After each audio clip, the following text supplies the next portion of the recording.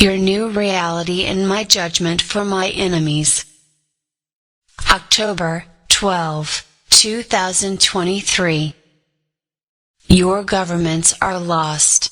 There is hardly one righteous left among them. Soon all who stand in the way will be removed. My people are confused. They wonder, how can this be? Why does the Lord of heaven and earth not act? Why are these things allowed to take place? Has he forgotten mercy completely? Is there no hope to be found? These things have been written before the foundation of the world. Some things are ordained that cannot be altered. Other things are yet subject to my people's response. Will you now finally accept the punishment that I am bestowing on all men for their transgressions? Can you meekly bow your head and fully submit to my will? Will you now finally say, "It is the Lord, let him do as seems good to him"? Or will you continue to harden your heart, reject my ways, and seek to those who think they can yet oppose my will? If I, the Lord, have decreed destruction upon your land, who can reverse it? If I say the time for me to change my mind is far past, who can countermand it? In acceptance and trust will you find my peace. My children, I know it is hard for you to lose the blessings that you for so long have taken for granted. Never in my word have I promised an easy path. Yes, my yoke is easy. Compare my yoke upon your life with the yoke that Satan had you wear before you came to me. Was there true peace or true joy at that time? Never forget what I have redeemed you from. Has it become too hard to follow me? Where else would you go? No, remember I have better things in store for you. A reward that will not be taken away. A place reserved for you in my Father's eternal kingdom. Though you must needs suffer for a little while, remember from where you have come and keep before you what awaits. Yet but a little while and I will return to claim what is my own. Let me find you wide awake, trusting in my wisdom and my wisdom alone. All around you the darkness will grow thicker and thicker, eventually obscuring all things.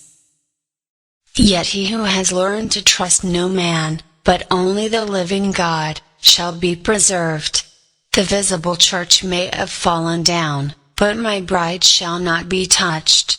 Let my peace truly rest upon and in your heart, and you will find a way to endure all things until your time for departure has come. This is what I am trying to say to you, Jesus. Solitary man. Prophets and prophecy. October.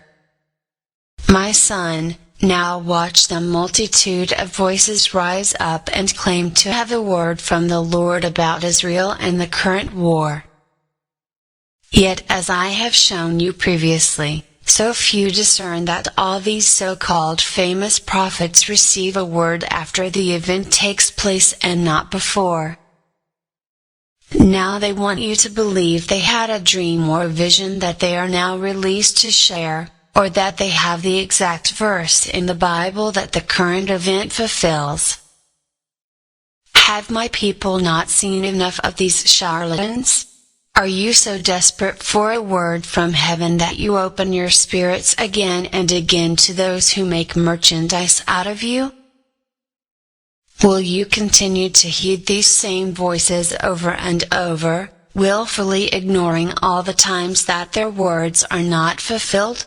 Have you not read in my word, in John 2, where I warn not to place your trust in any man? If these men and women were really hearing from me, then why do they not announce the next event before it occurs, and not after? Which one of them accurately predicted the rise of COVID? Who foresaw Ukraine war?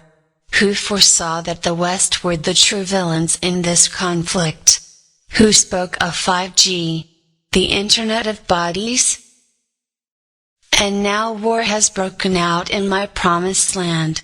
And the usual voices will once again rise up with a word supposedly from me.